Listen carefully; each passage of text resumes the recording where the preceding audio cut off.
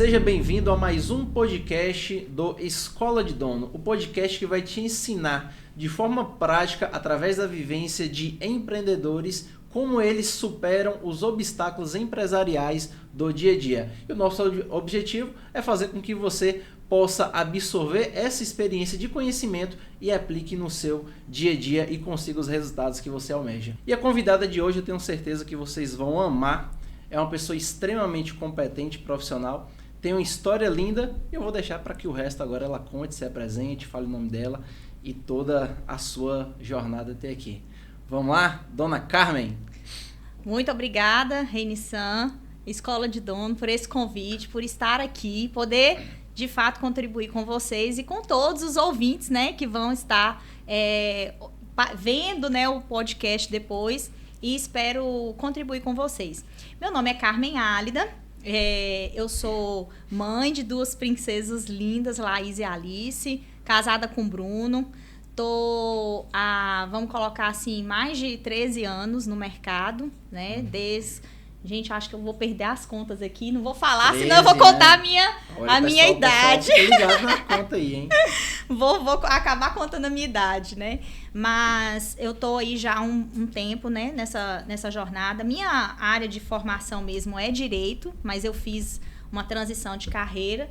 Mas o que eu quero falar não é bem o que eu faço, né, inicialmente, é quem a Carmen de fato é. Porque por trás do CNPJ tem uma pessoa.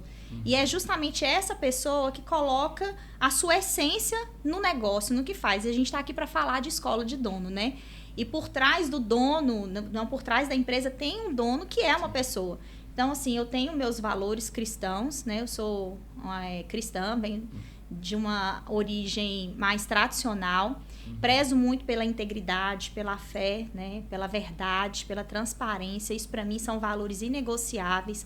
Sou uma pessoa extremamente comunicativa, alegre. E meu principal propósito é gerar verdadeira transformação na vida das pessoas. Extrair o máximo potencial de cada um e contribuir com conhecimento na vida das pessoas. Essa é quem a Carmen é, de verdade. Durante esses 13 anos, Carmen, como que foi essa evolução? Se a gente pegar assim, né, durante, 13 anos atrás, a Carmen que começou com a Carmen de hoje.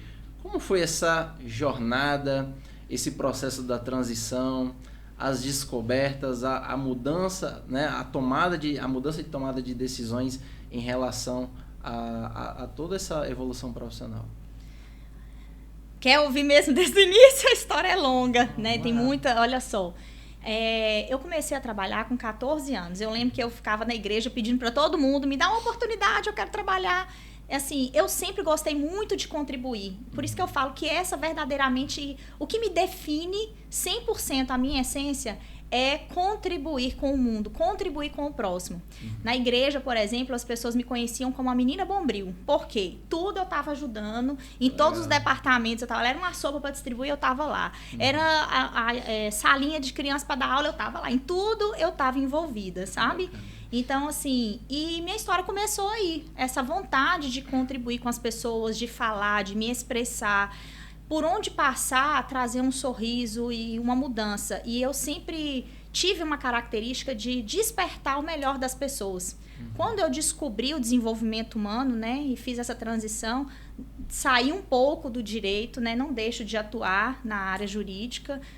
Em alguns momentos, meus clientes que eu presto a consultoria em gestão de pessoas, eles necessitam de uma orientação jurídica, uma revisão de contrato, ou um contrato para melhorar, para ajustar, implantar um manual de conduta, por exemplo, que muitos advogados implantam também, certo?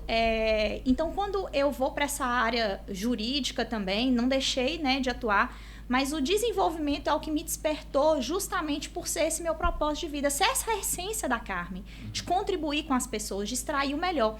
E no desenvolvimento humano, eu descobri, na análise comportamental, que muitas vezes, até um lema que eu uso muito, eu acho que no treinamento lá que eu já apliquei com vocês, lá na sua empresa, eu falei isso. Às vezes, aquilo que é o maior defeito da pessoa é a maior qualidade dela. E por muito tempo isso foi uma dor para mim. Minha maior qualidade sempre foi contribuir, me expressar, extrair o melhor das pessoas, me comunicar. Eu sou muito comunicativa. Onde eu chego, eu faço amizade muito fácil com todo mundo. E muitas pessoas viam isso como um problema. E eu recebi muitas críticas por esse meu comportamento, de ser muito expansiva, muito expressiva, muito alegre, muito comunicativa. E eu descobri que isso não era um defeito. Isso, na verdade, era a minha maior qualidade. E eu falo isso, aquilo que... falo até pra você que estiver me ouvindo, aquilo que as pessoas veem em você como seu maior defeito, na verdade, é a sua maior qualidade. Você só precisa despertar isso e como você vai usar isso para fazer a diferença no mundo. E foi o que eu escolhi fazer, através do desenvolvimento humano dentro das empresas. Então, às vezes, um colaborador entra numa empresa, por exemplo, e o profissional, o gestor, enxerga um defeito. Esse colaborador ele é muito lento, ele é muito analítico, ele é muito detalhista, é perfeccionista, ele não serve para essa função. Será mesmo que ele não serve para essa função? Talvez ele só está no lugar errado.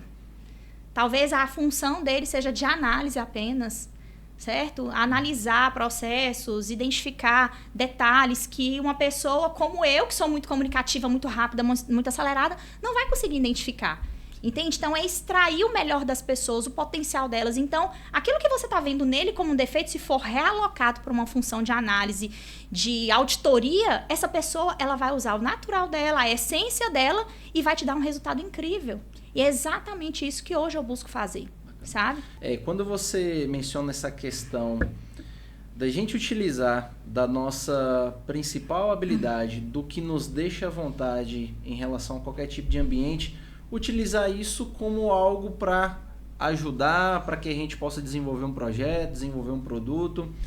Eu entendo que isso leva um tempo, é uma conscientização de conhecimento que você precisa ter para que, olha, é isso que eu tenho, mesmo que as pessoas não gostem, mesmo que fulano A, B ou C não curta isso, mas eu sei que isso é importante para quem precisa desse meu comportamento.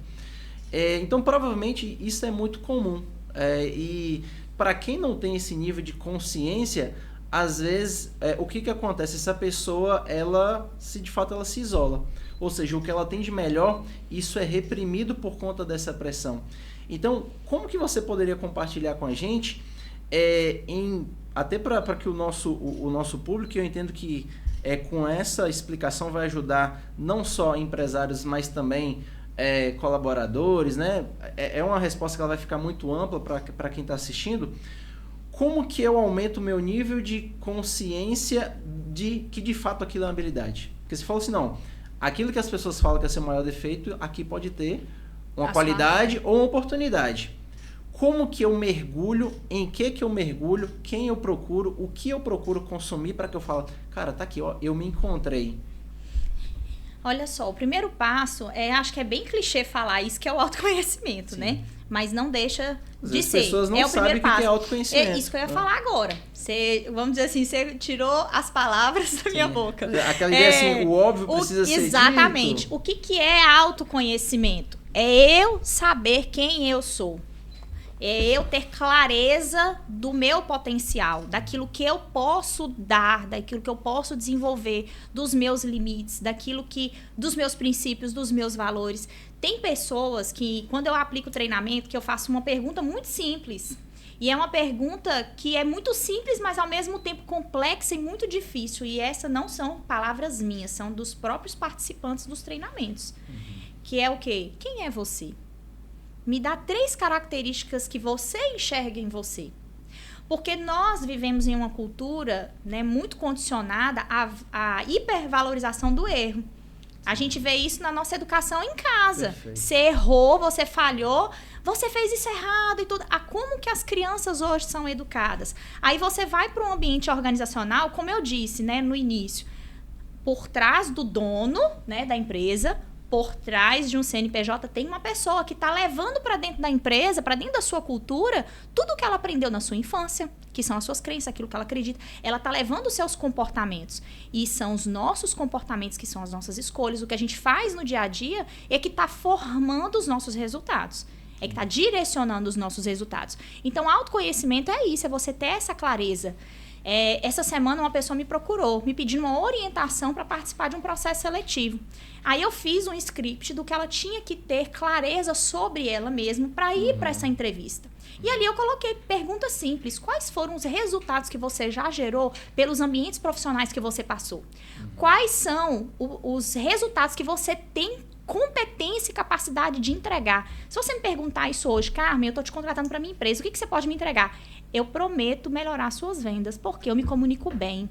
Eu sei fazer uma experiência excelente com o seu cliente. Eu tenho que ter essa clareza. O que eu tenho para entregar? As pessoas não sabem isso. Entende? E, Carmen, para quem é, vamos dizer assim, né? Quero começar. Vamos lá, de forma prática. Leitura é muito importante. Ler livros que falem sobre autoconhecimento. Fazer uma análise de comportamento, que é com base na teoria DISC de William Moulton Marston, também é importante, porque ali você vai ter um padrão comportamental. Por que eu ajo dessa forma? Por que eu tenho reações ao que me acontece? Por que em determinados momentos eu sou muito perfeccionista, em alguns momentos eu sou muito direto, muito objetivo, ou por que às vezes eu sou pessimista? Por que eu tenho esse comportamento? Fazer uma análise comportamental é importante. Tem pessoas que fazem terapia. Também é importante. Em terapia, gente, procurar um psicólogo não é só para quem está precisando. É um processo de autoconhecimento também. Agora, existe a autoterapia. Eu não estou recomendando isso para ninguém aqui não, viu? Por favor. Mas o que é isso? É você parar e refletir sobre você. Tudo que acontece na sua vida, seja positivo ou negativo, seja bom ou ruim, é uma oportunidade para você refletir sobre o seu próprio comportamento. Vamos lá, Renissan. A melhor ferramenta de autoconhecimento que eu vou entregar para vocês aqui, sabe qual é? Mapeie os seus comportamentos, você vai saber quem você é.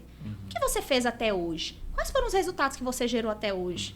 Quem é você nas suas ações do dia a dia? O que você faz? O que você deixa de fazer? Isso já é a resposta, já é como se fosse um caminho para você se descobrir. Por que eu estou dizendo isso? Porque são as nossas ações que estão mostrando quem nós somos. Você não é o que você diz. Você pode, Renissan, virar para mim aqui agora e falar assim: eu sou um pai excepcional, extremamente carinhoso, assertivo com os meus filhos, eu amo verdadeiramente os meus filhos. O que vai me provar isso não é o que você está dizendo. Sim, eu ir lá na sua casa e ver a sua atitude, o seu comportamento com os seus filhos. Entende? Então, quando você pega para mapear, você que está me assistindo aí agora, você quer se conhecer agora? Então, pausa esse vídeo que você está assistindo, que é gravado, né? Pausa esse vídeo e faz uma retrospectiva dos seus, pelo menos, 5 últimos anos. O que você fez? Quais foram as conquistas que você teve? Quais foram as derrotas que você teve? E isso já vai mostrar a pessoa que você se tornou até agora. Entende? Aí você vai olhar para trás e vai falar assim: caraca, eu conquistei uma casa própria. Isso mostra que você é determinado, mostra que você fez uma boa gestão do seu dinheiro. Olha quantas qualidades e habilidades eu encontro em apenas uma ação e comportamento que eu executei. Fora outras que eu tenho certeza que você tem. E às vezes tudo isso se perde pela fala que você citou, que eu até anotei, que é de fato a hipervalorização do erro, a hipervalorização da falha. Muitas das vezes a intensidade do que o outro nos fala. Então, às vezes, até num processo de feedback. Então, alguém me passa um feedback. Como que eu vou interpretar isso? E quando você menciona, por exemplo, que o autoconhecimento ele começa pela leitura, isso daqui nos ajuda no sentido de, olha, a cada situação que eu absorvo de conhecimento, mais repertório eu tenho para interpretar situações. Exatamente. Não significa que eu vou adotar na minha vida aquele famoso ditado de Gabriela: nasci assim, eu vou morrer assim, aqui é meu lugar, e se acabou. Se a gente não conseguir trazer essa amplitude, por exemplo, para uma leitura, a gente fica sempre o quê? À mercê do que o outro acha. E será que, de fato, o que nós somos está de acordo com o que o outro acha? Então, essa questão do autodesenvolvimento, ela é bacana, só que ela é uma jornada, né? E dessa jornada, ela tem desafios, dificuldades. Se a gente pudesse, assim, se você pudesse falar assim pra gente, os principais desafios que você enfrentou até ter esse nível de autoconhecimento. Você fala, cara, isso daqui foi muito desafiador. Você mencionou um dos que eu acredito que é em relação ao que as pessoas acham. Teve mais outras situações de obstáculos e desafios no caminho? Teve vários, mas antes de entrar nesse assunto, eu quero só fechar falando sobre autoconhecimento e autodesenvolvimento, né? Que você trouxe algo que é extremamente importante.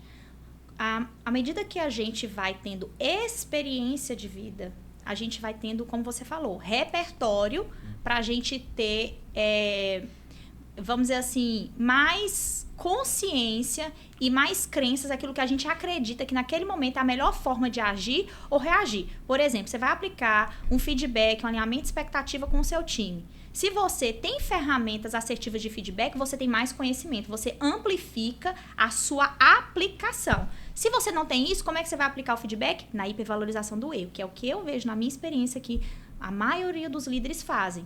Então, a leitura e a experiência que você vivencia, ela vai te dando cada vez mais indicativos do que fazer e do que não fazer. Certo? Isso é autodesenvolvimento. Eu vou me desenvolvendo à medida que eu vou tendo essas experiências com leitura, que vão abrindo, expandindo a minha percepção sobre o mundo, certo? E as experiências vivenciadas, que também vão abrindo a minha percepção. Se eu fizer isso, eu sei. Se eu aplicar o feedback dessa forma, eu sei que o resultado que eu vou ter é esse. Então, eu não vou fazer mais. Sim. Isso é autodesenvolvimento. Eu vou me desenvolvendo. Autoconhecimento é eu ter a clareza de quem eu sou. É diferente, na minha concepção. Do que eu posso fazer também seria? Porque o autoconhecimento é eu ter uma clareza dos meus valores, dos meus princípios, o que vai me direcionar ou não. Por exemplo, eu tenho aqui o conhecimento do feedback, mas esse feedback, à medida que eu aplicar, ele vai infringir, um exemplo, ele vai infringir um valor e um princípio que eu tenho. Aplicar, por exemplo, uma advertência. Eu não compactuo dessa mentalidade. Certo? Então, eu entendo que existe uma distinção entre eu me conhecer, eu saber quem eu sou, os meus princípios, os meus valores, e eu ir me desenvolvendo a partir das experiências que eu vou vivenciando. Porque o que vai te direcionar para agir, independente do repertório que você tenha, são os seus valores. Sim. São os seus princípios, aquilo que para você é inegociável. Um dos maiores objetivos, então, seria esse nível de conscientização. Aprendi, reconheci, porque o só aprender e não reconhecer para mudar também não é suficiente, porque, beleza, li 10 livros, tá, mudou em quê? Porque mudou assim, seu comportamento, suas ações? Não, sim, é porque assim, olha só, às vezes eu vou ler o mesmo livro que você, Renissan, mas a interpretação que você vai dar para o que você está lendo vai ser diferente da minha, vai passar pelo meu filtro, né? Da minha experiência de vida, dos meus princípios, dos meus valores, entende? Então, se conhecer é sobre isso. A interpretação que eu vou dar para o mundo não é igual. A gente pode ver o mesmo fato acontecendo.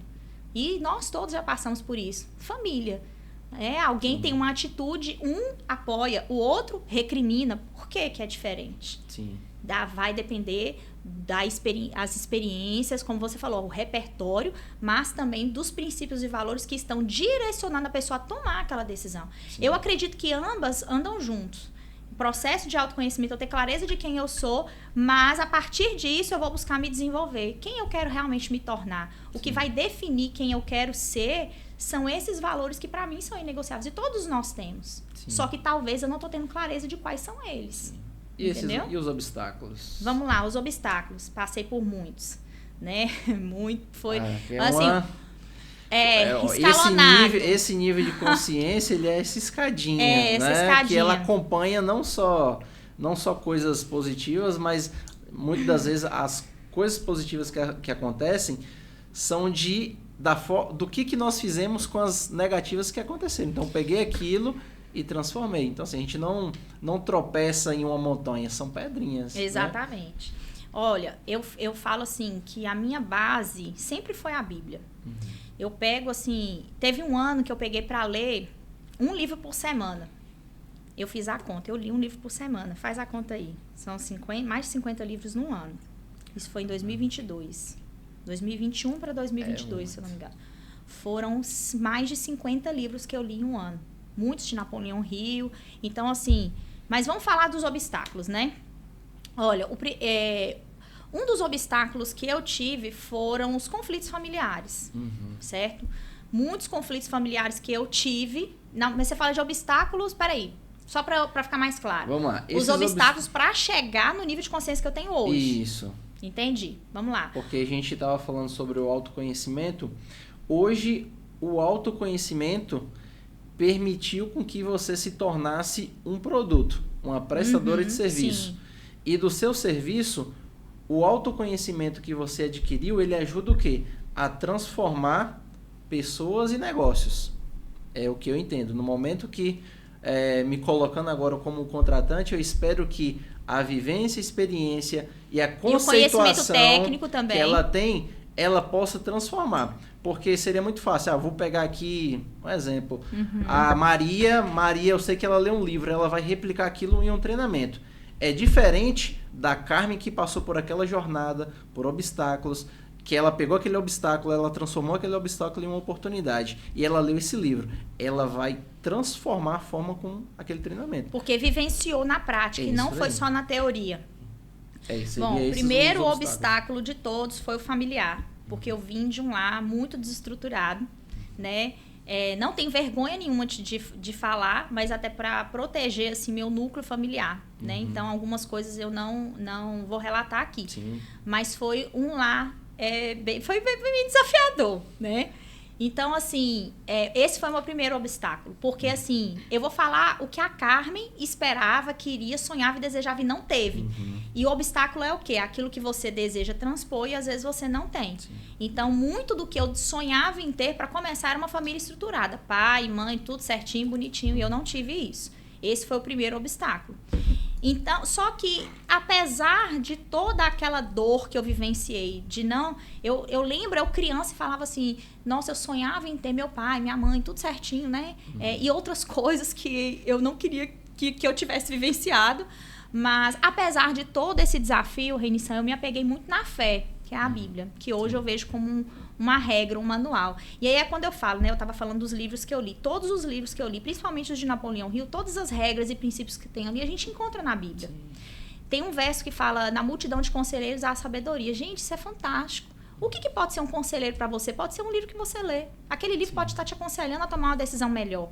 Para você ter um processo de tomada de decisão mais assertivo, você precisa de dados, né, reais, números. Como é que você vai tomar uma decisão financeira na sua empresa se você não tiver ali um mapa financeiro para você tomar a melhor decisão? Sim. Só que para que eu chegue ao ponto de ter esse mapa financeiro, qual é o conhecimento que eu tenho que adquirir? Às vezes é um livro, uma mentoria, entende? Sim. E a Bíblia, para mim, foi esse apoio, né? E eu me descobri ali buscando ler esse livro, aprender. E foi aí que eu tomei o gosto pela leitura. Então, olha só, um obstáculo que me levou a buscar a Bíblia, a ler a Bíblia, a ter fé, a acreditar que tudo vai dar certo. Nunca, de verdade, nunca vi um obstáculo falar assim, eu não vou conseguir fazer isso. Tudo que eu me propus a fazer, eu consegui. Eu conquistei, eu realizei. Sim. Não teve nenhum desafio que eu olhasse e falava assim, eu não vou dar conta. Muito pelo contrário, eu gosto dos desafios. E quando eu vejo que eu não estou dando conta, aí que eu faço o possível, eu não aceito não conseguir resolver isso. Teve algum momento, assim, muito desafiador, você fala, cara, que não dá, eu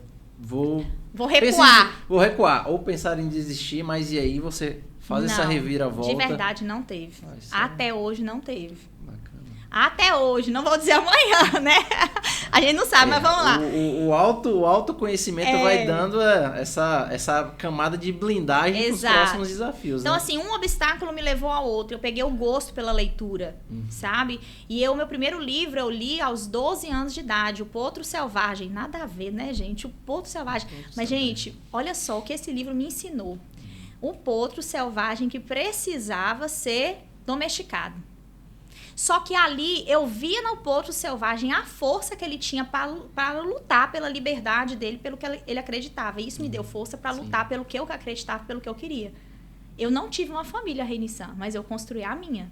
O que eu não tive, hoje eu dou para as minhas filhas um lar mais saudável, mais seguro, o pai e a mãe, sabe? E tantas outras coisas, entende? E aí a gente vai, né, para outro desafio, fazer ou não uma faculdade. Aí eu olhava para os meus recursos financeiros e falava assim, e agora? O que eu vou fazer? Não, eu vou fazer uma faculdade. E eu fui, fiz minha faculdade com, óbvio, né, alguns desafios. E eu me lembro que quando chegou num ponto em que... E é tão interessante que quando eu passei no vestibular, não consegui vaga para estudar à noite. E eu olhava e falava assim, eu precisava trabalhar para pagar minha faculdade. Como que eu vou estudar de manhã? Eu vou ter que arrumar um estágio com uma bolsa que dê para pagar a faculdade. Eu não abri a boca para falar para ninguém, nem para pedir. Simplesmente meu telefone toca. Nunca esqueci disso. Às 19 horas da noite, uma pessoa me oferecendo uma vaga de estágio dentro do fórum com acesso a todos os juízes e todos os promotores. Então, eu acredito em quê? Eu acredito na influência que você exerce nas pessoas. Eu falo muito sobre liderança, mas liderar é o quanto a sua presença é capaz de impactar as pessoas. Por que essa pessoa lembrou de mim? Sim. Porque eu era aquela menina lá da igreja que vivia pedindo emprego para todo mundo. As pessoas viam em mim o quê? Determinação, força, garra. Sim. Por isso que lembrou de mim para me ligar e me dar isso, entendeu? Agora também, Carmen, tem o fator... o impacto que você leva para as pessoas, mas também o impacto no ambiente certo. Isso é verdade. Ou isso não tem sinergia de fato. Porque às vezes você pode ter impacto, mas no ambiente errado. Não, e aí você não ter ali o mesmo retorno.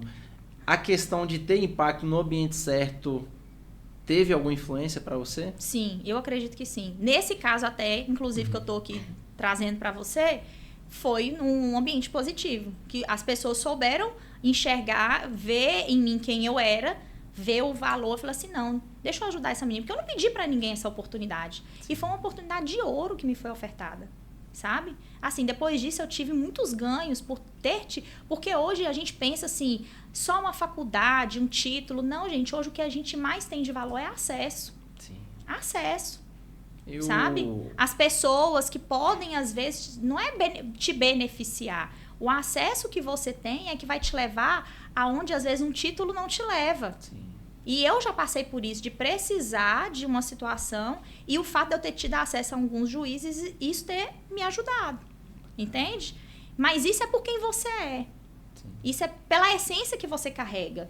Quando você não é de fato aquilo que você acredita, isso tem data para acabar. Exatamente. Você não consegue sustentar porque os ambientes eles vão te empurrando. Você teve a intencionalidade de entrar naquele primeiro ambiente, porque em função de um comportamento que você não gostaria, mas que você forçou para ter a primeira oportunidade. Mas se aquilo de fato não for você, a tendência que é daquele ambiente aquilo só se replique. Né? Então, e isso está muito linkado, pegando algumas falas que você falou, são os valores que você acredita, as crenças que você tem, que são coisas inegociáveis. Se a gente pudesse hoje falar um pouquinho assim, o que para Carmen é inegociável? Quais são os valores que você traz de berço, que isso é da sua vida pessoal, mas que você replica isso na vida profissional? A fé. Acreditar. Não adianta você ter Eu conheço pessoas que têm todos os recursos, têm todas as facilidades e acessos, mas pela falta de fé elas não realizam. E isso é uma das coisas que me fez chegar onde eu cheguei. É igual a gente está falando um pouco ainda de obstáculos. Obra, né? Tem não, isso também, né? Não é só acreditar, é como eu tô te falando. É uma coisa tem a mão na massa. Com certeza. É uma coisa óbvio, né? Uma estratégia caminha com outra, de mãos dadas. Certo? Não é só, eu vou acreditar que vai cair do céu uma oportunidade. Não, pode acontecer, mas você tem que fazer a sua parte. Óbvio que você tem que botar a mão na massa. Então, assim, agora a fé, a fé, quando eu falo fé, Renissan, não é essa fé que a religião ensina, certo? É essa fé que eu já fui essa pessoa. Vamos falar de obstáculo? Era um obstáculo, essa crença. E eu tive que transpor ela para fazer minha transição. Focar realmente naquilo que era o meu propósito de vida, que é desenvolver pessoas. E abdicar um pouco do direito, né? Deixar... Porque algumas pessoas, hoje não tanto, mas no início me cobravam muito. Pô, você tem uma OAB. Tanta gente queria estar no seu lugar, ter uma OAB. Você passou na prova da ordem, você não vai usar isso. Você ficou 5 anos na faculdade. Entende? Mas eu falei assim, gente, não vou deixar de fazer esse trabalho. Mas qual é o impacto, qual é o legado que eu quero deixar no mundo, sabe? Então, assim, a questão, vamos falar, né, de obstáculos, e você fazer o que você nasceu para fazer. Sim. Em qual momento você teve esse insight, no sentido de, hoje eu desenvolvo pessoas, mas em qual momento você percebeu que as pessoas precisavam ser desenvolvidas? Quando eu olhava para as pessoas, até hoje acontece, enxergo o potencial e elas mesmas não enxergam. Né? E a gente está falando da fé. A fé, sem ela, como eu tava falando, só para fechar, a fé que eu acredito hoje não é aquela fé que você fica sentado esperando, que muitas pessoas creem dessa forma. Não tô dizendo que ninguém pode crer do seu jeito, cada um do seu jeito, tô dizendo a minha experiência. Sim. A fé que eu acredito é a fé é o quê? O que é fé? É você acreditar que é possível.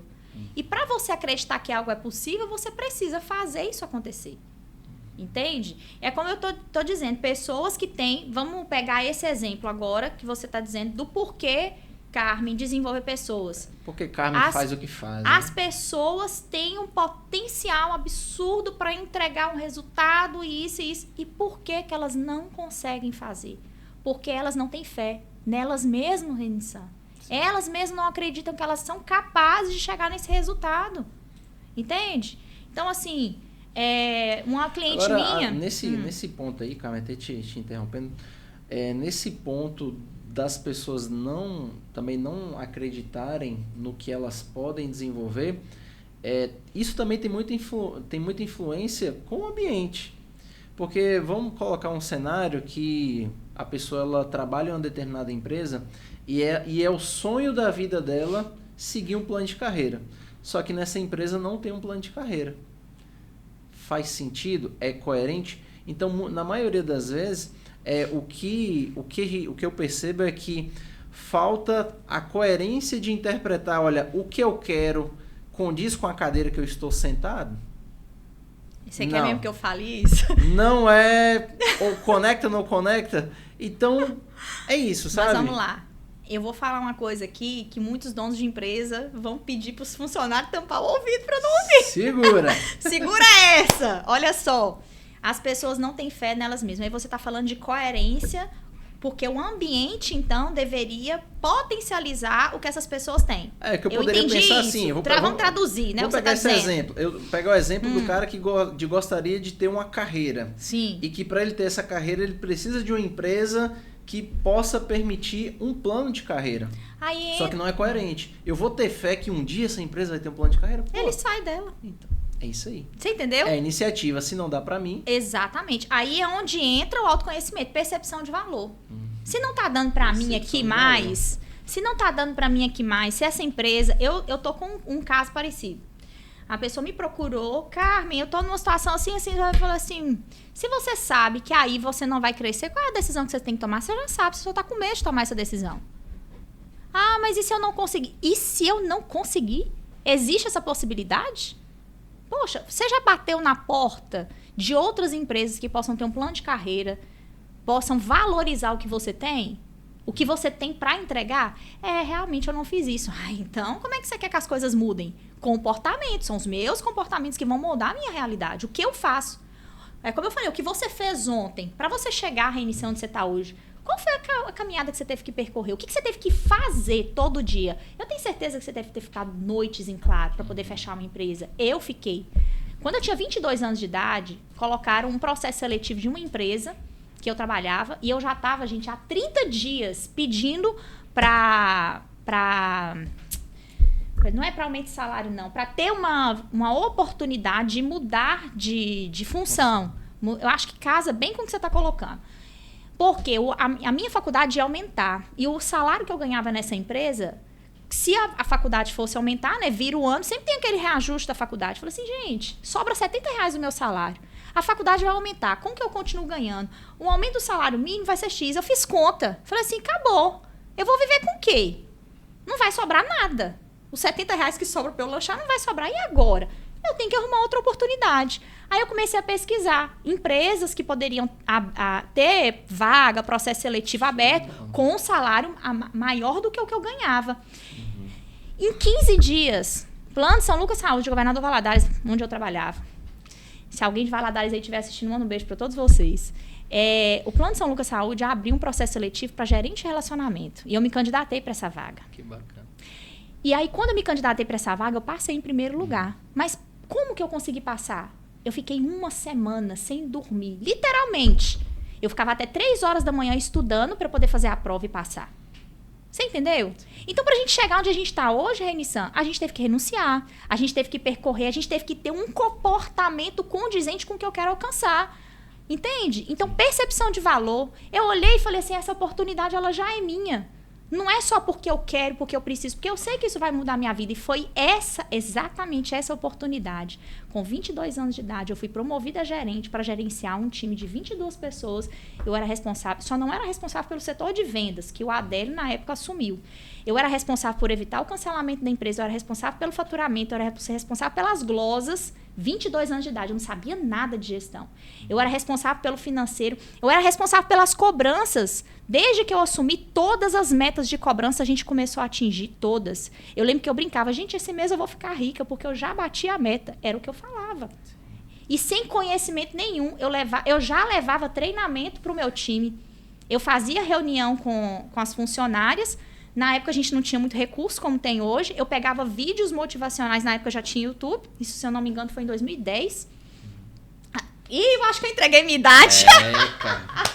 Senhor, apaga essa porra. Daqui, o pessoal tá fazendo conta. Vai começar a fazer a conta.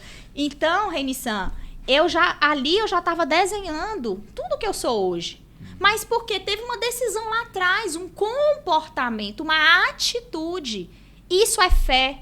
Porque eu acreditei em mim, que eu era capaz de conquistar essa vaga. Sim. Então, isso para mim é inegociável, é você acreditar. A gente só chega onde quer quando a gente acredita. Senão, não adianta. É claro que tem verdade, excelência. Tudo que eu me proponho a fazer, eu busco dar o meu melhor. Que vire noite, eu não tenho desculpa. Vitimismo não é comigo. Sim. Cara, então você é um profissional que sempre buscou o crescimento. Agora eu vou jogar para o outro lado e até para que isso sirva como dica para atender o canal no sentido de, agora uma dica para quem é dono. Tenho uma profissional como Carmen trabalhando na minha empresa, dedicada, deseja crescer, não se importa em trabalhar, em se dedicar pós-horário para poder transformar e se mostrar visível que ela pode receber mais oportunidades. Eu, como dono, o que eu preciso ter agora de clareza, consciência para que eu possa valorizar você e você não me demitir? Essa é a questão, porque a partir do quando você tomou essa iniciativa de passar num processo seletivo, ali você já começou o seu processo de demitir o seu antigo empregador. Agora, eu, como gestor, eu espero que pessoas como você trabalhem na minha empresa e que a gente possa crescer em conjunto. Me dá uma dica, como que eu retenho pessoas como você? Primeiro passo é você deixar claro o plano de carreira da sua empresa. Existem duas formas de plano de carreira, vertical e horizontal. Tem empresas que não têm plano vertical. O que é o plano vertical?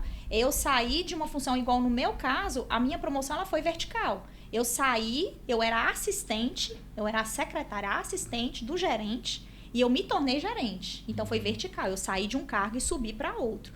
Mas tem empresas, eu atendo empresas em Teixeira de Freitas, que não existe a possibilidade de promoção na vertical, só na horizontal. O que é isso? Eu vou entregar um ouro para vocês aqui agora. Talvez você, gestor, já saiba disso. E tem aquela vertical assim, que vai cair. Não. Essa aí a gente não discute. Por favor. Tem não, né? Vou entregar um ouro. Olha só, isso serve, isso que eu vou falar agora, presta atenção quem estiver assistindo. Serve não só para quem é gestor, mas principalmente para o empregado. Para ele saber como ele pode conquistar isso. É óbvio que tem que ter uma consciência do gestor para fornecer isso. A promoção na vertical, ela acontece com eu, colaborador, já estou dominando a minha função. O que mais eu posso abraçar? Entende? A prática leva à excelência. Se eu já estou dominando, eu estou praticando, eu estou me tornando mais ágil, eu posso abraçar mais alguma responsabilidade. À medida que eu vou abraçando mais responsabilidade, isso pode me trazer uma promoção salarial. Não é só sobre responsabilidade também, fidelização. A capacidade que eu tenho de trazer novos clientes, porque se você não faz isso na sua empresa, se você, gestor, não faz na sua empresa, você já está perdendo. Todos os seus colaboradores precisam ser seu vendedor. Porque cada um dos seus colaboradores, no mínimo, tem 10 a 20 pessoas que pode te trazer como cliente. Tem o contato dele, o network dele, a igreja. Você está promovendo isso dentro da sua empresa? Mais uma promoção vertical. Quantas pessoas você está trazendo para o nosso ecossistema, para a nossa família? Mais uma promoção vertical. Outra promoção vertical, confiança. Isso é algo que precisa ser valorizado hoje, porque está difícil. Então, quanto mais você sabe que pode confiar nesse colaborador, e ele está demonstrando isso não com palavras, são ações, tá? Ele está deixando claro, pode contar comigo, chefe, nós estamos juntos, vamos crescer junto. Como é que você identifica isso? Com sugestões de melhoria que são aplicadas e realmente se transformam em resultado. Quando essa pessoa, ela começa a ver problemas dentro da empresa e começa a se propor para resolver, certo? Ela se torna um guardião da sua cultura. Confia nessa pessoa. Ele está defendendo aquilo que é inegociável para você. E isso ele vai mostrar nas atitudes. Né? Não vai acobertar colegas, por exemplo. Entende? Essa pessoa, ela merece uma promoção vertical, bonificação. Entende? E muitas vezes essa pessoa ela é confundida como... O dedo duro. O dedo duro, né? Fofoqueiro. Só que essa Isso. pessoa ela só está ajudando a replicar os valores que ela também admira. Que aí é aquela conexão de, olha...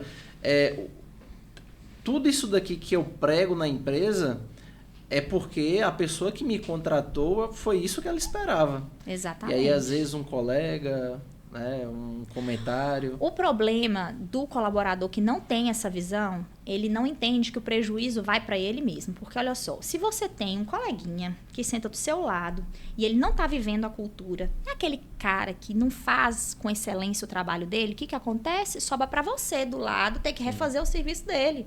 Então, quando você acha que você está ajudando a empresa, você está ajudando a si mesmo. Sim. Entende? Eu falo sempre isso nos meus treinamentos. Sabe? Levar, quando eu aplico treinamento, por exemplo, de trabalho em equipe, comportamento organizacional, certo? Autorresponsabilidade. Quem é você como profissional dentro da sua empresa? Então, às vezes, eu falo isso muito no treinamento de autorresponsabilidade. Você está querendo ser promovido? Você está querendo aumento de salário? Como é você como profissional? Quem é você? O que você faz? Qual é o valor, o resultado que você gera? Então, às vezes, dentro do ambiente onde você está, você pode ser promovido. Aí é o que você falou, cabe ao gestor, o líder, ter essa conscientização. Ele valorizar. E muitas empresas não valorizam a mão de obra que tem. Então, lembrando que a nossa mão de obra humana é a mais importante, porque quem executa os seus processos, quem faz a sua empresa acontecer são os seus funcionários. Então, simplificando, o primeiro ponto seria avaliar comportamento e qualidade de execução. Sim. Pronto, então... Tá os vendo? Dois têm que caminhar junto. Um sem o outro. Comportamento, execução, igual é o que a gente resultado. chama, é o que a gente chama de soft skills e as hard skills, que é as competências técnicas, né? Traduzindo para o português. Eu não gosto muito de ficar usando esses termos, mas tem pessoas que só entendem se falar o inglês. Mas são as competências técnicas e as competências comportamentais. Sim, né? A gente falou muito dessa questão do nível de consciência, do autoconhecimento, muito do lado da pessoa sem função, e aí acabou que ficou muito do profissional em si, mas na maioria das vezes falta um nível de autoconhecimento e conscientização do próprio gestor.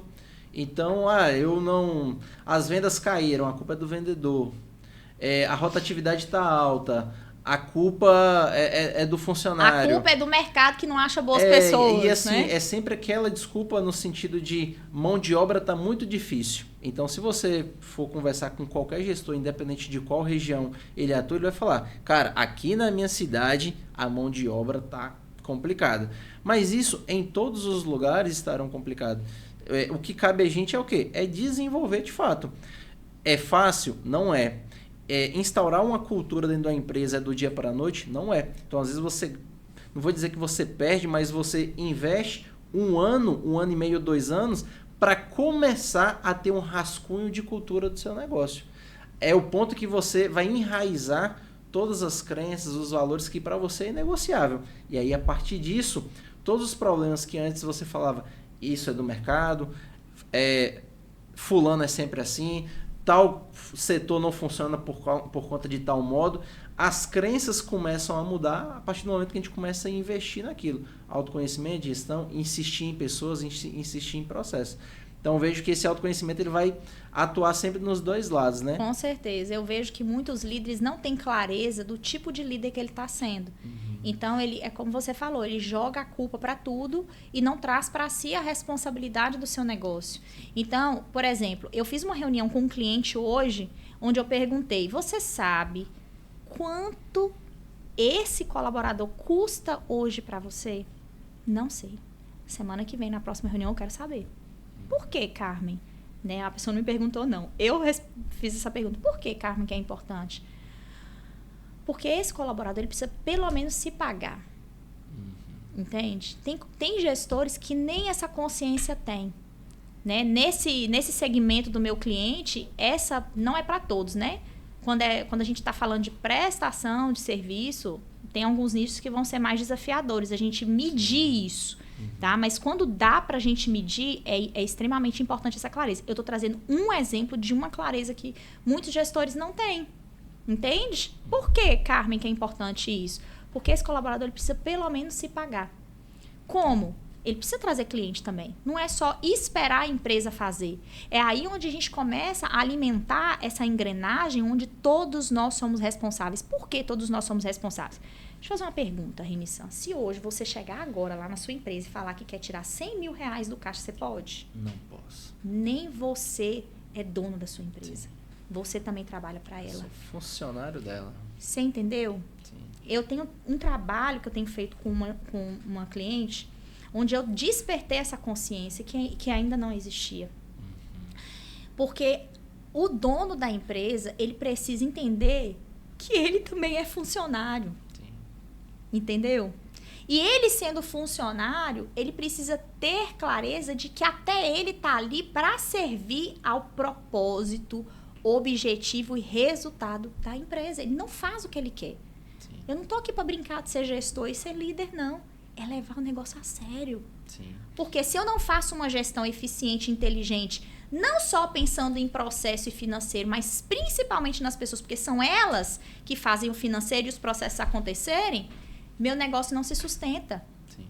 E hoje é um dos principais motivos, esse exemplo da mistura, é um dos principais motivos, por exemplo, de empresas irem à falência. Porque ela replica o comportamento de consumo que ela tem dentro da empresa. Vai chegar a determinado momento que a empresa não consegue ter caixa suficiente para pagar todas as operações, e aí a primeira coisa que ele começa a fazer é muito comum ele ir onde tem o maior desembolso. Geralmente os maiores desembolsos estão concentrados aonde? Ou na equipe, que às vezes é pelo bombardeio da mídia, do convívio empresarial, ele vai falar assim: cara, mão de obra, isso daqui é muito caro. Tem encargos. De fato, é um valor expressivo, mas para ele é mais fácil jogar a culpa. Cara, o problema aqui é mão de obra, eu tenho que demitir. E aí ele começa a replicar ações que ele tira pessoas, ele esquece que pessoas é uma relação 50-50. Nós estamos ali, Carmen 50%, empresa 50%. Nós estamos agora em prol de um mesmo objetivo. Exatamente. Se fugir esse 50%, não tem como o cliente ter o nosso 100% do nosso serviço, o nosso 100% do nosso produto. Então ele começa a replicar. Replicou nos colaboradores, a equipe está deficitária, o que acontece? A qualidade do produto, do serviço cai. E aí com isso, caiu essa qualidade. Para onde é que ele vai partir agora? Se a demanda diminuiu, eu vou mexer agora no meu fornecedor, que geralmente é a segunda linha onde ele tem o maior desembolso. Trocou a qualidade agora da matéria-prima, da qualidade de execução, porque a mão de obra não é valorizada, coloca a mão de obra mais barata e a qualidade do produto ela é mais simples. Decreto, é o que eu falei. Atestado de falência. É em uma engrenagem que isso precisa caminhar de forma Ele adotou alinhada. um padrão de vida. Adotou um padrão de vida, ajustou as coisas na empresa, agora o padrão de vida não tem como recuar. É muito difícil, olha, ele sair daquela bolha do que ele foi construindo, que a empresa tinha responsabilidade, que ele achava que a empresa tinha responsabilidade de entregar. Então, assim, o atestado sai. Demora, então muitas vezes, pegando como no período da pandemia, uma das principais características assim, que a gente teve foi reestruturar a empresa em crise. Tinha situações que não foi a pandemia que de fato quebrou. A pandemia só falou, olha, se você tivesse um mínimo de gestão e consciência, você passaria por essa pandemia. Como teve inúmeros negócios que saíram mais fortes. Então a pandemia quebrou alguns negócios, quebrou de fato, mas a maioria desses negócios que foram quebrados foi por falta de gestão, conhecimento. Porque o cara ele não tinha capital de giro para uma semana. Se eu não vender no dia seguinte, eu não consigo garantir o 5º dia útil. E aí? Então, de fato, esse cara ele só estava aguardando aquele sopro final. Falta de consciência de que eu não sou dono. Eu também aqui estou a serviço da minha empresa.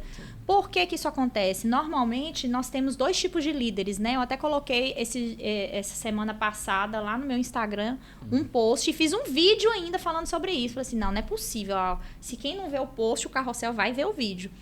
Existem 2 tipos de comportamento no líder que são péssimos para a empresa. É aquele líder que quer agradar todo mundo, porque ele tem medo, principalmente com essa estatística de que está difícil, gente, para trabalhar. Então, tudo que os funcionários pedem, fala sim, porque está com medo de se indispor com o colaborador, principalmente se for os bons, para esses colaboradores não saírem. E nisso ele não toma decisões estratégicas. E aquele que quer falar não, muitas vezes, porque ele quer impor sua autoridade. E dessa forma ele deixa de tomar uma decisão estratégica. Ele cai na pressão. Ele cai na pressão. Uma empresa fofinha, ao invés de ter uma empresa com gestão. Aí eu faço uma pergunta para esse gestor. Talvez você que está assistindo aí agora é um desses 2 gestores, né? Um desses 2 líderes. Aí eu te faço uma pergunta. O que a sua empresa precisa que você responda? Qual é a resposta que você tem que dar para o que o seu colaborador está pedindo e até mesmo para o que o seu cliente está pedindo? Qual é a resposta que você tem que dar para que o resultado dessa resposta venha repercutir, venha gerar resultados reais, palpáveis para a sua empresa? Essa é a pergunta que a gente tem que se fazer antes de dar um sim ou antes de dar um não. O que eu vou falar aqui agora vai ser bom para a empresa? Vai ser bom para o meu negócio? Vai. Então pronto. É isso que a gente vai fazer. Não é pensar no que eu quero, não é pensar no que eu acho que é certo, não é pensar no que o colaborador precisa. E isso precisa ser comunicado. Olha, eu vou te falar que não, por esse motivo, e trazer essa mentalidade para todos os colaboradores, fazer eles entenderem que eles estão ali para servir aos propósitos da empresa. Tem várias empresas que têm missão, visão e valores, todo mundo bonitinho, mas só está no papel, só está na parede. Sim. Mas não vive isso na prática. O que é viver missão, visão e valores? É olhar para aquele quadro ali, né, de missão, visão e valores, que é o propósito, por que a empresa existe, e entender que todas as minhas decisões têm que convergir para isso. Porque tem lá a missão, por que eu existo? Transformar a vida, levar isso. Qual que é a minha visão? Eu quero ser referência, eu quero chegar nisso. Essa decisão me leva para essa visão? Ela está me aproximando ou ela está me afastando da minha visão? Está me afastando, então eu não vou fazer. Sim. Uma coisa é o que está na placa, outra coisa são os comportamentos e eventos que a empresa, ou até rituais que a empresa cria para fortalecer aquilo que ela acredita como cultura. Exato. Então, a gente vê muito empresas que tá lindo as 3 plaquinhas, missão, visão e valores. Mas não vive. E aí, se a gente perguntar assim, tá, agora dessa sua missão, me mostra no dia a dia quais são os comportamentos e práticas que você adota que evidencia essa missão, que evidencia esses valores. Aí aquele silêncio paira. Né? Exatamente. Sobre esse processo de missão, visão e valores, Carmen, o seu treinamento, né? O que você prestou para a gente, né? O treinamento que você desenvolveu na nossa empresa, ela trabalhou muito o que a gente acredita que é um processo de educação continuada. A valorização da gente é o conhecimento daquele integrante que está somando no nosso time. Então, isso faz parte dos nossos valores. Para o empresário, ele quer agora, de fato, enraizar o que está na placa, que aquilo ali seja verdade mesmo na empresa. Por onde ele começa? Procura uma consultoria? Ele vai para o YouTube? Ele tem que ler um livro? Qual seria esse livro? Então, é isso. A ideia do Escola de Dono é fazer com que, se essa carapuça serviu para esse gestor, que ele tem as plaquinhas, mas não há comportamentos que validam cada quadro, opa, isso aqui é para mim. Agora, o que eu preciso fazer para que, de fato, as minhas 3 placas se tornem verdade única diariamente durante a minha empresa? Como que eu começo? Eu vou falar o que eu faço, o que eu já aplico com os meus clientes. Eu peguei uma empresa para fazer todo um processo de consultoria de gestão de pessoas, né? O que é gestão de pessoas? É gerenciar meu material humano, vamos dizer assim, né? De forma inteligente. Gerenciar, colocar as pessoas certas nos lugares certos, fazer com que as pessoas executem os processos de acordo com a minha missão, visão, valores, enfim. São várias estratégias que a gente implementa em uma gestão de pessoas para gerenciar esse meu recurso, que é extremamente importante, de forma inteligente, certo? E quando eu entro, a primeira estratégia que eu aplico é a da missão, visão e valores. Só que essa empresa que eu entrei já tinha missão, visão e valores, construída, inclusive, por uma consultoria até bem conhecida, tá? E aí, qual foi a minha sugestão? Eu falei assim, olha, nós não vamos desprezar o que vocês já têm de missão, visão e valores, mas a forma como vocês aplicaram foi muito a visão do gestor. Só que eu não trabalho dessa forma. Eu trabalho com a visão de quem está dentro da operação. Como que eu aplico a missão, visão e valores? Eu faço não é bem um treinamento, é uma reunião falando para todos os colaboradores a importância da missão, a importância da visão, a importância dos valores, o que isso significa, o que isso representa, de que forma isso vai impactar na empresa. Depois que eu faço toda essa consciência, eu coloco para que eles respondam qual é a missão que eles enxergam na empresa, qual é a visão que eles enxergam e qual é os valores que eles já enxergam dentro do que eles já vivem. Depois de todo esse compilado, eles vão me dar essa resposta, certo? E com base nessas respostas, eu vou trazer a nova missão, visão e valores. Nessa empresa especificamente, o que eu fiz? Eu apliquei dessa forma, trazendo a participação de todos os colaboradores. E com isso, a gente já vai tipo assim, aplicando outras estratégias de gestão de pessoas, que é gerar pertencimento. O quanto eles se sentem pertencentes por participar desse processo de construção da nova cultura. Eles se sentem ouvidos, pertencentes, eles sentem que eles estão fazendo parte de um propósito e de algo maior. Então, isso a gente já traz, essa sensação de pertencimento, e isso faz o quê? Fideliza o seu colaborador e a gente já reduz o turnover. Entende que, olha, é uma estratégia que já gera todo esse impacto e esse resultado. E para essa empresa, eu trouxe o resultado dessa missão, visão e valores e comparei com a que já existia. É interessante, quando a gente fez essa comparação da que já havia sido construída há anos e da que eles mesmos construíram, todo mundo participou, até os donos falaram, uau, é essa nova aqui que a gente quer, de fato. Bacana. Entende? Então, assim, o primeiro caminho, eu daria esse caminho. Entendi. Daria essa estratégia. E isso, missão, visão e valores, isso termina em um único lugar. No produto final, na prestação de serviço, na experiência do cliente. E na maioria das vezes, as empresas, quando a gente faz esse atendimento no dia a dia, eles reclamam que o serviço não está sendo bem prestado, que o produto não está sendo bem montado ou entregue, mas ele esquece que a experiência final do cliente, ela depende dessa consolidação que ele faz internamente. Então, primeiro a gente cuida da nossa casa para que depois a gente entregue o nosso melhor para quem nos contrata. Então, quando a gente fala assim de experiência do cliente, você acha que faz sentido isso? Quanto maior a experiência que eu quero proporcionar para o meu cliente, maior deve ser a minha cultura, mais forte precisa ser a minha cultura, ou são coisas distintas? Tudo está interligado, Renição. O financeiro tudo impacta.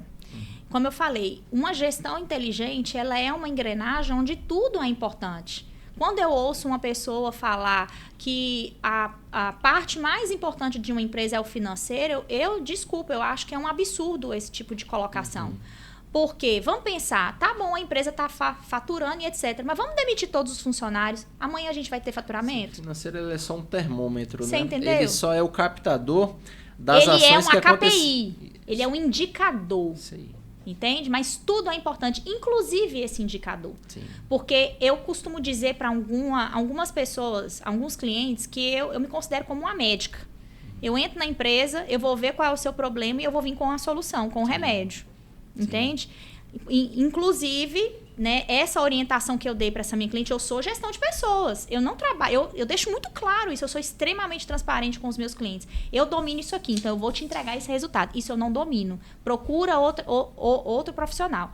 Então, quando foi trazido para mim uma demanda, uma dor, né? Vamos colocar assim, uma doença, um problema financeiro. Epa, então vamos fazer um levantamento disso, planilha, assim, dessa forma, para a gente entender essa realidade. Na próxima reunião a gente senta, que foi o que eu acabei de citar alguns minutos atrás. Sim. Vamos levantar cada colaborador, quanto que ele representa de custo para você, quanto que esse colaborador tem que produzir para ele se pagar e gerar lucro para a gente resolver esse problema aqui. Porque não adianta também eu vim com uma consultoria em gestão de pessoas resolver esse problema se na ponta aqui a gente não está resolvendo o outro. Aí com esse resultado que ela vai me trazer na próxima semana, eu vou avaliar. A gente precisa de uma consultoria financeira? Precisa, então eu vou indicar. Sim. Entende? Não, dá pra gente resolver dessa forma. Não sou especialista em finanças, mas eu tô aqui pra te mostrar um caminho pra gente resolver, porque é uma engrenagem. Sim. Uma coisa não funciona sem a outra. Agora, respondendo o que você me perguntou, relacionado à experiência do cliente. A experiência do cliente é tudo dentro da empresa. O seu cliente, quando entra na sua empresa, ele pode se apaixonar pelo primeiro atendimento que ele recebe na recepção. Mas lá dentro, se ele tiver qualquer problema com a sua prestação de serviço ou com um produto, aquilo ali de nada adiantou. Sim. Então, a experiência do cliente, ela é o todo, ela é tudo. Início, meio e fim. É tudo. Do momento em que o cliente tem o primeiro contato até depois quando ele vai embora. E isso só tem como ser eficiente. E quando a gente fala de eficiência, é diferente de eficácia. Eu posso estar tendo uma experiência, tendo um processo de experiência, que muitos chamam de onboard, offboard. Eu também não gosto dessas expressões em inglês. Eu falo isso para todo mundo. É igual onboard de novo colaborador. Não, gente, é integração de novo colaborador. Vamos usar o nosso português. Soltei uma polêmica aí agora. Brincadeiras à parte. Da integração. Mas eu só falo integração onboard. Pra quê? Vai achar até feia essa palavra. Mas olha só, quando o cliente, você pode ter ali um processo de experiência do cliente, de onboard, offboard, seja lá como cada um queira usar, né? Não condeno quem utiliza, mas eu não gosto de utilizar. Funcione. Mas você tem esse processo. Só que esse processo, ele é eficaz, ele está acontecendo, mas ele está sendo eficiente, ele está fazendo seu cliente sair encantado da sua empresa, entende? Sim. Ou seja, eficaz, ele está acontecendo, é um processo que acontece, mas ele é eficiente, ele está fazendo seu cliente sair apaixonado por você? Sim. Trazer mais pessoas, porque, vamos falar de experiência do cliente? A verdadeira experiência do cliente, qual é o termômetro dela, você sabe? Agora eu joguei para você. O retorno de quê? O retorno do consumo, a validação, a indicação. A indicação, Renissan, a indicação. A gente só indica aquilo que a gente tem coragem de comprar de novo. Eu posso até comprar de novo, mas às vezes eu fico com vergonha ou por algum motivo eu não indico porque eu compro de novo porque eu sou menos exigente do que o meu amigo. Então, para o meu amigo eu não vou indicar. Você está entendendo? Perfeito. Tem pessoas que não têm essa visão. Perfeito. Entende? Aí pensa que a experiência do cliente é eficiente. Meu Deus, acho que eu ativei bem o meu dominante, meu influente aqui. Daqui a pouco eu vou derrubar o microfone. Aí tem pessoas que pensam que a eficiência da experiência do cliente é só a indicação. É só o retorno, né? Mas não, é se eu realmente indiquei. E trouxe mais pessoas, né? Na sua visão, onde você percebe que as empresas mais pecam quando se trata da experiência do cliente? Porque aí eu te passar a minha visão e depois você responde, que eu entendo que a experiência do cliente, ela se divide em 4 ciclos. Ele fez ali o contato, agora ele está no processo de conhecer, ele contratou, 3ª etapa, 4ª etapa, o pós, que esse pós é o quê? A validação de uma indicação ou o retorno dele. Dentro do que você enxerga nessa experiência, do momento que, né, ele faz esse ciclo, onde as empresas mais pecam quando se trata de experiência do cliente? Na entrada, durante, no final, ou em entender esse retorno ou que é esse indicador de indicação? Com certeza é no final, sem sombra de dúvida. No início também muitas empresas pecam. Tem empresas aqui em Teixeira que você entra que o colaborador que te atende, o recepcionista, nem olha para você. Entende? Eu passo por isso. Do produto eu passo logo, por isso né? Constantemente. Já dá vontade de deixar meu cartão. Ei, vamos fazer um treinamento aqui de atendimento ao cliente. Eu ofereço, viu, gente? Atendimento ao cliente, venda, certo? Então, talvez a pessoa dá vontade, mas aí, né?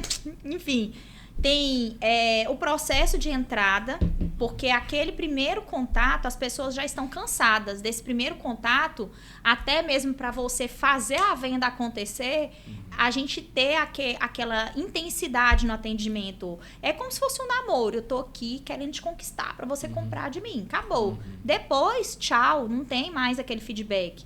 Tem uma empresa que eu fiz um treinamento, capacitei o time de vendas, né? Vendedoras de loja de roupa. E eu falei, no final, manda uma mensagem pro cliente perguntando, você usou a peça? Ficou satisfeita com a qualidade da peça e etc? Raras as empresas São que fazem raríssimas as empresas que mandam essa mensagem. Então, você precisa construir esse relacionamento. Por quê? A gente compra, não é da empresa, Renice, a gente compra da pessoa. Sim. A gente precisa entender que experiência do cliente, grava isso na cabeça de todos vocês, é relacionamento. Você não compra de quem você não gosta. Se você entrou numa empresa, você pode ser apaixonado por aquele produto. Mas se você não se relaciona bem com o vendedor, até com o dono da loja, você vai procurar gostar de outro produto. Entendeu? Sim. Essa é a verdade. Então, venda, experiência do cliente é relacionamento. Eu preciso manter o relacionamento com esse cliente. Então, o caminho das pedras é, esse primeiro contato tem que ser apaixonante, óbvio. E isso a grande maioria já faz. Como eu te falei, não vejo que isso hoje é o principal gargalo. Aí, aquele processo de venda também, muitas vezes é lindo e maravilhoso. Eu te atendo super bem. Vendeu, acabou, tchau. Não, tchau não. E aí, como é que foi? Já usou o meu produto? Já está usando o meu serviço? Como que o meu... Você, no caso, vamos pegar você como exemplo, né? Como que você está sendo atendido com os nossos serviços? O quanto você tem estado satisfeito? Mas não é uma pesquisa de Google Forms que você manda, é relacionamento, gente. Sim, é alguém para ligar, falar, ouvir a pessoa. Ou quando o seu cliente for até a sua empresa presencialmente, você ter esse momento com ele, esse bate-papo, para ouvir dele. Como você está sendo atendido? Como está sendo os nossos serviços, a prestação do nosso serviço para você? O que você tem a dizer? Você nos indicaria? Indicaria. Então me dá aí 5 contatos aí, manda pra mim. Sim. Entende? É sobre isso, é sobre esse relacionamento que você vai criar com o seu cliente. Porque não é se tornar amigo, onde você vai fazer o que o seu cliente quer, porque você tem que fazer o quê? Que a sua empresa precisa. Sim. Entendeu? Mas é ao chegar num relacionamento ao ponto do cliente sentir que ele precisa de você. Sim. E ele não quer ficar sem você. E tudo isso termina no financeiro. Então, quando às vezes as empresas falam que o mais importante é o financeiro, ela esquece que o financeiro, usando a sua fala, ele é apenas um indicador. Ele ali é aquele termômetro que vai medir o quê? Os comportamentos que você teve. Então, o que o dono ele precisa enxergar? Financeiro ali no meio. De um lado, eu tenho a experiência interna. Nessa experiência interna, eu tenho aqui a minha equipe. Dessa minha equipe, ela precisa ser sustentada por missão, visão e valores. Como é que isso daqui está sendo administrado? E o meu financeiro ele está aqui.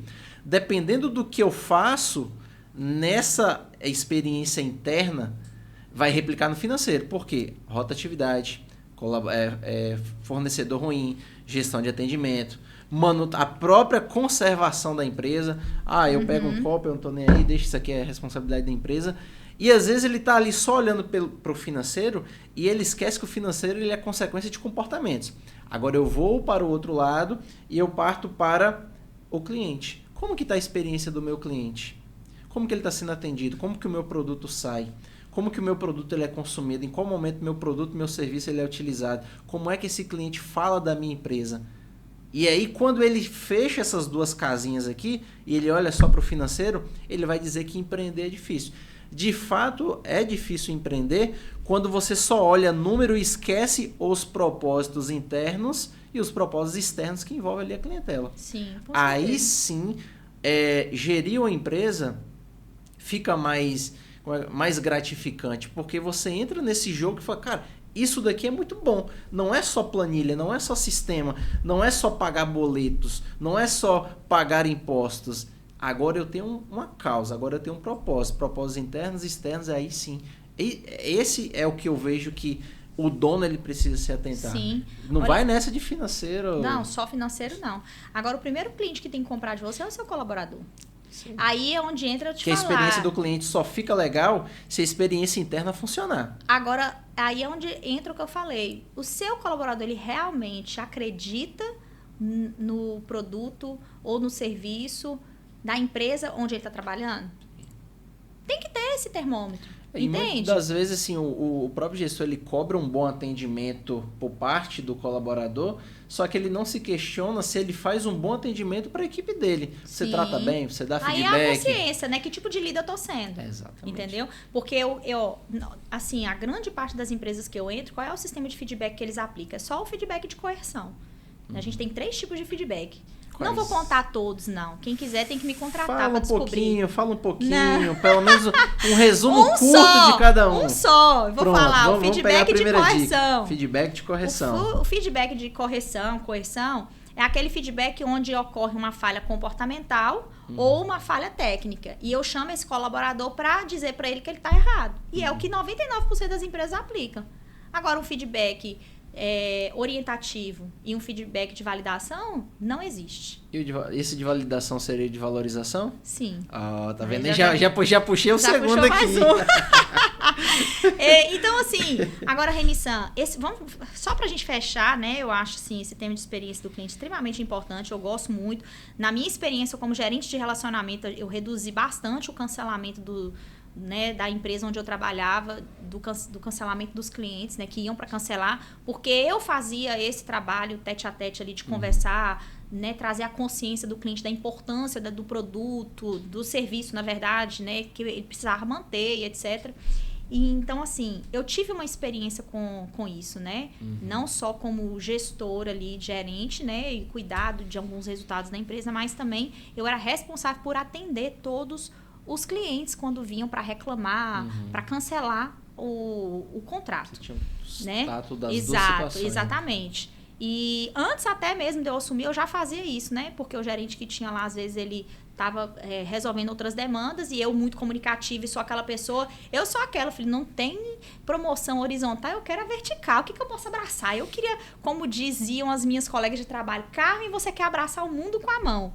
Em uns lugares eu era menina bombril, em outros eu era a que queria abraçar o mundo com a mão, queria abraçar tudo.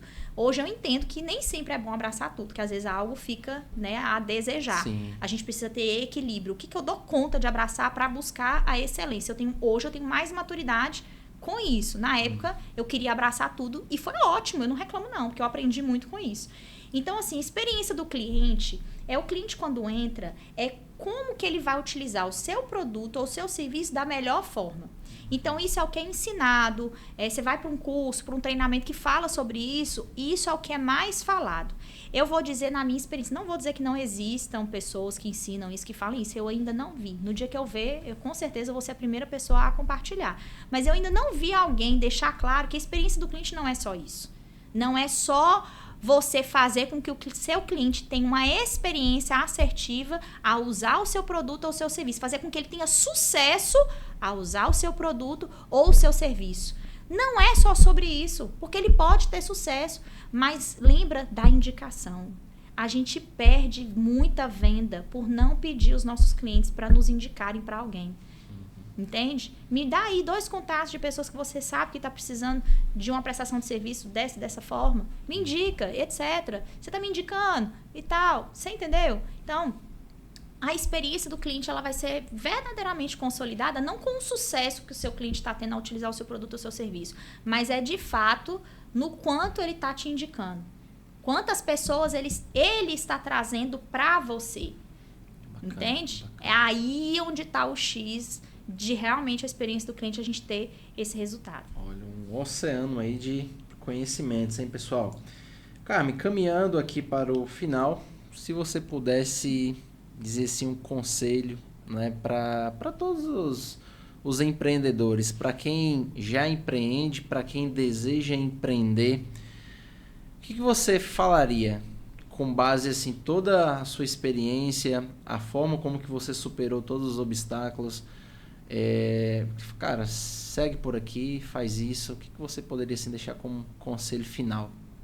O primeiro passo é acreditar no seu potencial. Todos nós podemos empreender. Todos nós, sem exceção, Renissan, podemos chegar aonde a gente quiser. Por que eu falo isso? Comece com o que você tem, certo? Eu não tenho muito conhecimento em gestão, eu não tenho muito conhecimento em gestão de pessoas, eu não tenho conhecimento de nada. Começa com o que você tem.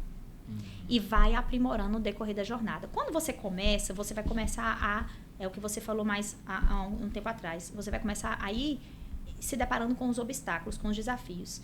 E esses desafios são exatamente o que vai aprimorar você na jornada. A gente muitas vezes, né, e aí você tá falando para eu dar uma palavra né, de incentivo. E agora eu vou falar o que não fazer. Que eu acho que muitas pessoas não fazem isso. Mais importante do que fazer, não fazer, né?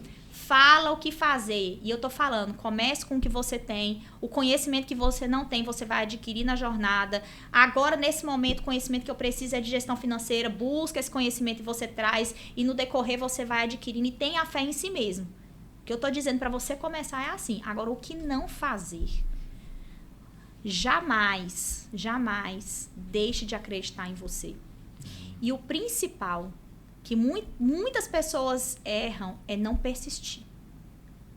É desistir, que esse é o verdadeiro fracassado. Perfeito. Entende? Então, a gente fala assim, tentar. Não desista. Entende? Quando eu falo que qualquer um de nós podemos chegar aonde a gente quer, sabe por quê? Porque às vezes você, Renissan, eu ou qualquer outra pessoa ainda não chegou no objetivo, não chegou onde quer porque está faltando um conhecimento. Está faltando uma habilidade nova. Está faltando me conectar com alguém. Então, persista e jamais desista do que você quer.